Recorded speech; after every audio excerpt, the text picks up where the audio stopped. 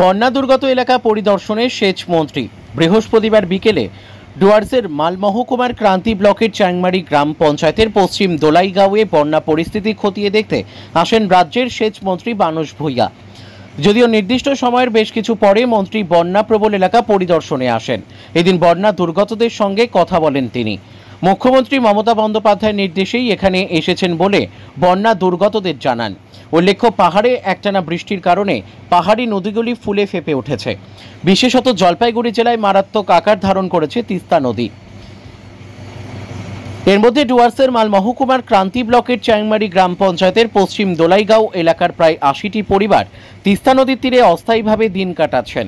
কেননা পাহাড়ে ভারী বৃষ্টির কারণে গত মে মাসের 14 তারিখ থেকেই জলমগ্ন হয়ে পড়ে পশ্চিম দোলাইগাঁও এলাকা। বৃহস্পতিবার বিকেলে সেই এলাকা পরিদর্শনে আসেন সেচ মন্ত্রী মানস ভূঁইয়া।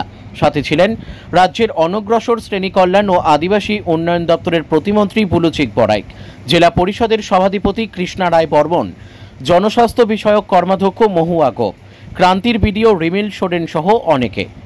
আর বন্যা দুর্গত এলাকা পরিদর্শনের পর কি বললেন সেচ মন্ত্রী মানস ভূঁইয়া, শুনুন। ব্যুরো রিপোর্ট, আমাদের টিভি। আপনি তো এলেন উত্তরবঙ্গ সফরে, মুখ্যমন্ত্রী মমতা বন্দ্যোপাধ্যায় সফর না পরিদর্শনে কি পরিস্থিতি রয়েছে? মাননীয় মুখ্যমন্ত্রী মমতা বন্দ্যোপাধ্যায়, আমাদের প্রিয় নেত্রী মুখ্যমন্ত্রী, তিনি আমাকে নির্দেশ দিয়েছেন এখানে আসার, অ্যাফেক্টেড এলাকাগুলো, অ্যাফেক্টেড জেলার বিভিন্ন স্পটগুলো, বাঁধগুলো পরিদর্শন করতে। কালকের থেকে আমি সারাদিন করেছি, তারপর মিটিং করেছি, নদীগুলো দেখেছি। কাল রাত্রে বোধহয় 12:30টায় আমি আলিপুরদুয়ারে পৌঁছেছি, সেখানেও তখন মিটিং করেছি রাত্রি 2টো অবধি। আজ সকালে ডিএমএসপি, এডিএম, বিডিও, সেচ দপ্তরের সমস্ত আধিকারিকরা, আলিপুরদুয়ারের জেলা পরিষদ, মিউনিসিপ্যালিটি সবাইকে নিয়ে, বিধায়ক, এমপি, রাজ্যসভার প্রকাশ, সবাইকে নিয়ে কথা বলেছি। কতকগুলো স্পেসিফিক তারা দাবি দিয়েছেন। আমি ইরিগেশনের চিফ ইঞ্জিনিয়ার আমাদের ভৌমিক, কৃষ্ণেন্দু ভৌমিককে বলেছি এটা প্ল্যান করে ইমিডিয়েটলি উইদিন 7 to 8 days পাঠান, আমরা এটা দেখব। এই ক্রান্তি ব্লকে কি দেখলেন দাদা? আমি এখানে এলাম, তারপর সিসামারা করে, সিসামারাতে একটা বিপজ্জনক অবস্থা, নদীটা পুরো কোর্স চেঞ্জ করছে।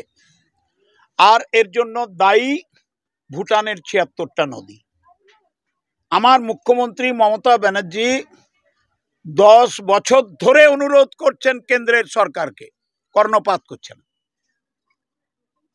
ডলোমাইটের এত বড় বড় পাথর, ধুলা, বালি, গাছ ভুটান থেকে নেমে নদীবক্ষকে ব্লক করে দিচ্ছে। আর হঠাৎ হঠাৎ জল, হঠাৎ বন্যা। 3 ঘন্টা, 3.5 ঘন্টা, 4 ঘন্টা, 6 ঘন্টা, 8 ঘন্টা, ফিনিশ। চা বাগান ফিনিশ। জলদাপাড়া ন্যাশনাল পার্ক ভেঙে যাচ্ছে। সিসামারা নদী, ওখানকার 3টে অঞ্চলকে ধ্বংস করার জন্য হাঁ করে আছে। আমরা অনেকটা কাজ করেছি, আরো অনেক কাজ করতে হবে, তার প্ল্যানিং করতে বলেছি। সেখান থেকে আমরা আপনাদের এখানে পৌঁছেছি। এখানটাও বিপজ্জনক, তবে আমাদের কিছু কাজ করতে হবে যেগুলো করা হয়নি। মুখ্যমন্ত্রী একটাই বার্তা দিয়েছেন আমার মাধ্যমে, যে ডক্টর ভূঁইয়া আপনি বলবেন উত্তরবঙ্গের মানুষকে তাদের সঙ্গে মমতা ব্যানার্জি আছে, তিনি সব লক্ষ্য রাখছেন, সব কিছু করবেন। একটা 6 তারিখ পরশু আগামীকাল একটা খুব উচ্চ পর্যায়ের সচিবদের একটি দল আসছে, তারাও ঘুরবে, দেখবে। আমি যা এখানে দেখে গেলাম, যা যা ফাঁক ফোকরগুলো দেখলাম, সেগুলো আমি এখন যাচ্ছি সার্কিট হাউসে মিটিং, ডিএম সাহেবের উপস্থিতিতে, আমার আধিকারিকদের উপস্থিতিতে আলোচনা করব। আমাদের নেতৃবৃন্দ থাকবেন, জেলা পরিষদের সভাধিপতি থাকবেন, কর্মাধ্যক্ষরা থাকবেন। আমি প্ল্যান আউট করে ওদের দিয়ে যাব, টাইম লিমিট করে। মুখ্যমন্ত্রীর কাছে রিপোর্ট দেব, তার নির্দেশ চাইব। আবার বলছি, মুখ্যমন্ত্রীর নির্দেশে আমি এসছি মানস ভূঁইয়া।